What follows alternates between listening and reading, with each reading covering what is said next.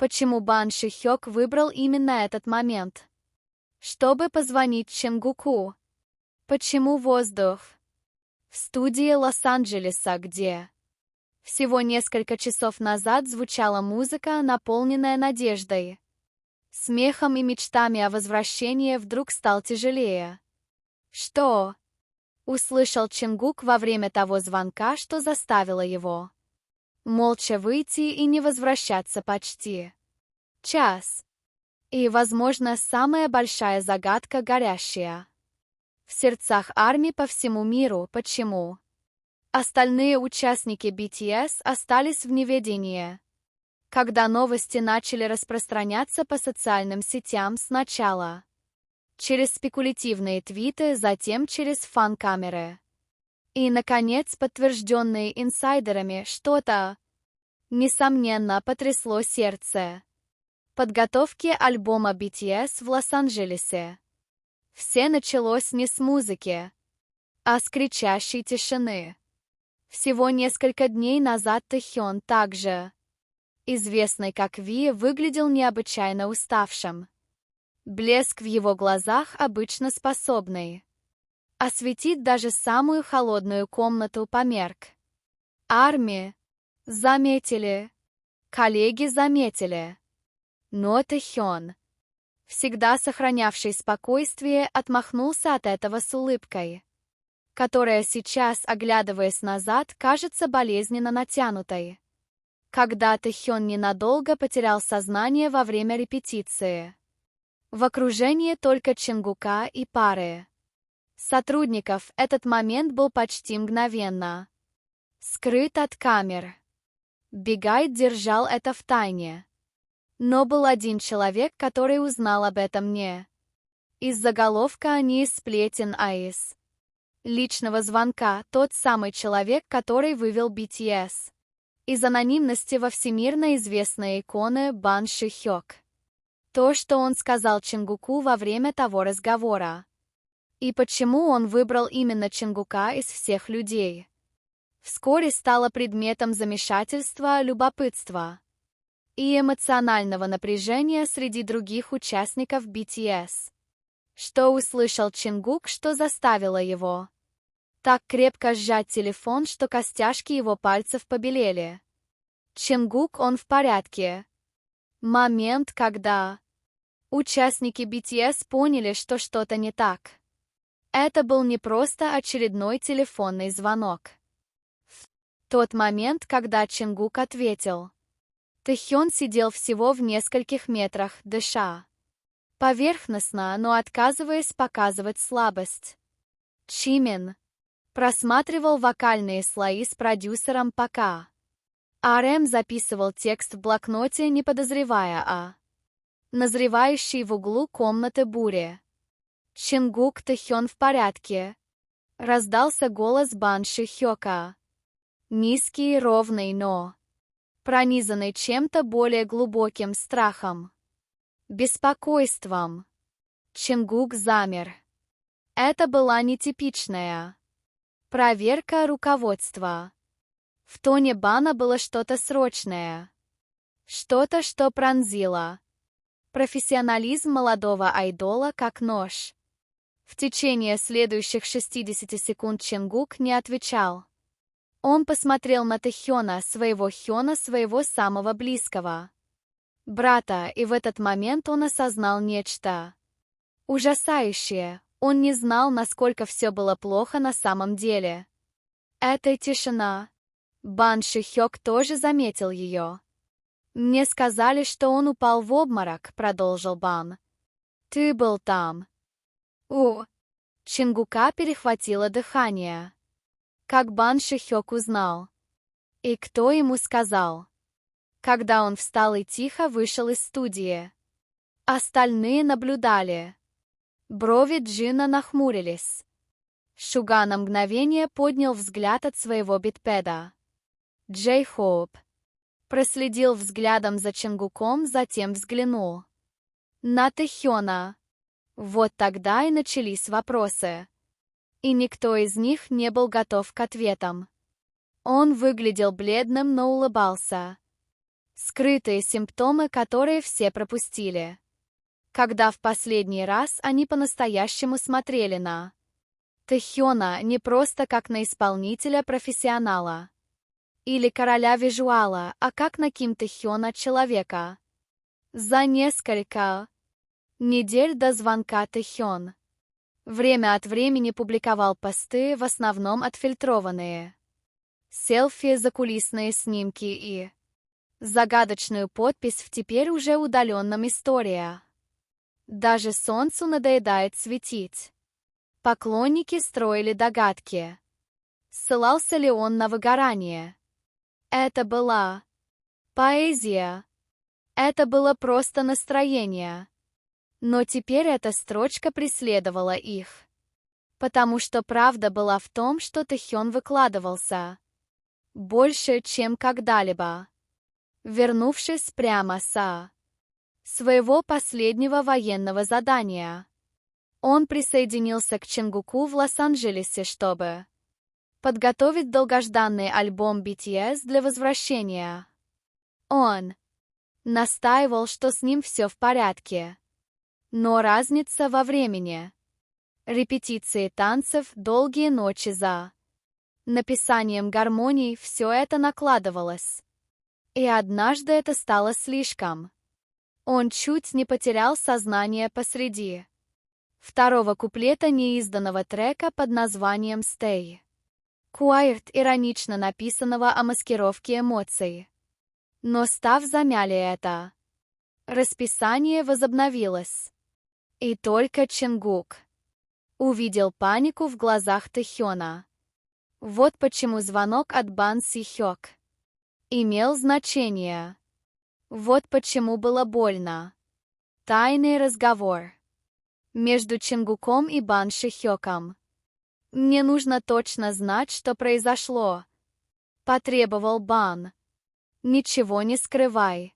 Чонгук, потрясенный, наконец признался.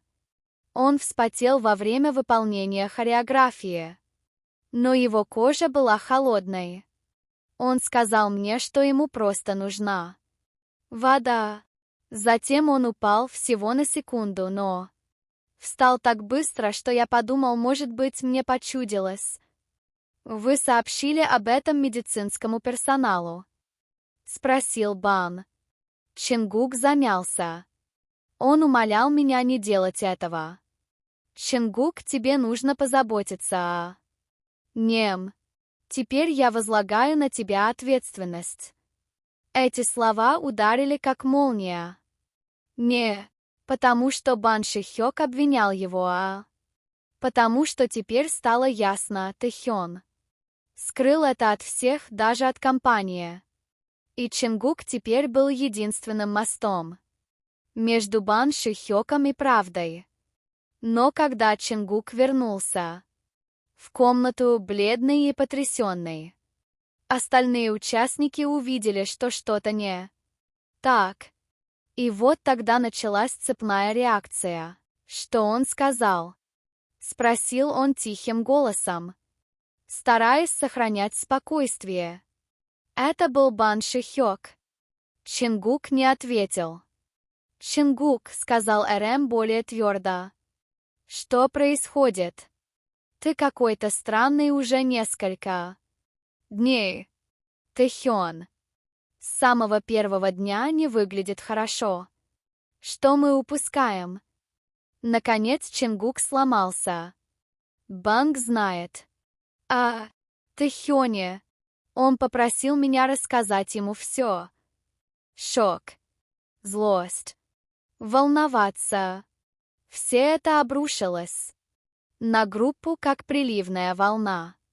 Ты хочешь сказать, что держал это в себе?» Сказал Суга, и его голос был холоднее обычного. Он заставил меня пообещать никому не рассказывать. Попытался защититься Чонгук. Я думал, что смогу защитить его, если останусь рядом. В комнате воцарилась тишина. Затем пришло чувство вины. Потому что на самом деле все они это видели. Груз на плечах Тэхёна. Паузы. в его смехе. Долгий взгляд, устремленный в никуда. Они просто не хотели в это верить. Теперь реальность оказалась слишком велика, чтобы ее игнорировать. Абсолютно. Вот продолжение вашей глубокой эмоциональной новости о BTS, в которой основное внимание уделяется звонку Банши Хёка Чонгуку по поводу состояния здоровья Тэхёна в Лос-Анджелесе и эмоциональному влиянию на группу. Мать Тэхёна высказалась: он говорил так слабо, что я не могла дышать. Пока весь мир строил догадки, а армии затаили дыхание, сквозь тишину прорвался голос, который не звучал публично годами. Мать Ким Тэхёна. Это не было официальным заявлением. Это был не пресс-релиз. Это был комментарий, зафиксированный случайно. Один из фанатов опубликовал короткий аудиоклип снаружи частного терминала аэропорта в Сеуле, где семьи собирались перед тем, как их сыновья уходили или возвращались со службы в армии. На заднем плане пока две женщины тихо говорили, один отчетливо дрожал голос. Когда он позвонил мне из Лос-Анджелеса, его голос, он звучал так слабо. Я не могла дышать. Я думала, это может быть последний раз, когда я его слышу. Клип был удален несколько мгновений спустя. Но ущерб или, возможно, исцеление уже начался. Поклонники были убиты горем. Другие были в ярости. Почему Тэхён работал в таком состоянии? Почему он не был в больнице? Как долго это скрывалось? Правда была в том, что за музыкой, за эстетикой и за гламуром студийных сессий в Лос-Анджелесе скрывался пустой звук Тэхёна. И только Чонгук стоял между ним и полным крахом. Но даже Чонгук, несмотря на всю свою силу, приближался к критической точке. Он не спал всю ночь ради меня. Тэхён нарушает молчание. Признание пришло не через пресс-конференцию или официальное интервью. Оно пришло через тихий прямой эфир Уиверс без объявления в 3 часа 12 минут утра по корейскому времени. В комнате было темно. Освещение было мягким. Тэхён, одетый в огромную толстовку с капюшоном, сидел с гитарой на коленях. Сначала он просто играл мягкие аккорды, хрупкие, но полные сердца. Затем его голос прорвался. «Я думаю, я должен вам всем кое-что рассказать». Это был первый раз, когда он затронул тему слухов, домыслов, звонка, опасений за здоровье всего. «В Лос-Анджелесе было тяжело», — сказал он, глядя вдаль. «Более, чем я ожидал». Он помолчал. «Я был измотан. Не только физически. И в психическом плане тоже. Я хотел сделать тебе все возможное. Но я переусердствовал. Чонгук не спал всю ночь ради меня. Каждую ночь. Он не дал мне упасть». Слезы навернулись на его глаза. Но он не отвел взгляд. Я продолжал говорить ему, что со мной все в порядке. Но он знал лучше. Он рассмеялся прерывистым смехом. Он даже отменил свою сольную сессию, чтобы сварить мне суп. Я не заслужил такой доброты. Но он все равно это сделал. Фанаты заполонили чат. Фиолетовые сердечки. Плачущие эмодзи. Просьбы об отдыхе. Тэхён, пожалуйста, береги себя. Ты не один. Спасибо, Чонгук. Но самая душераздирающая часть была в конце. Прошу прощения у армии. И мне жаль моих членов. Особенно Чимин, который узнал об этом от кого-то другого, а не от меня.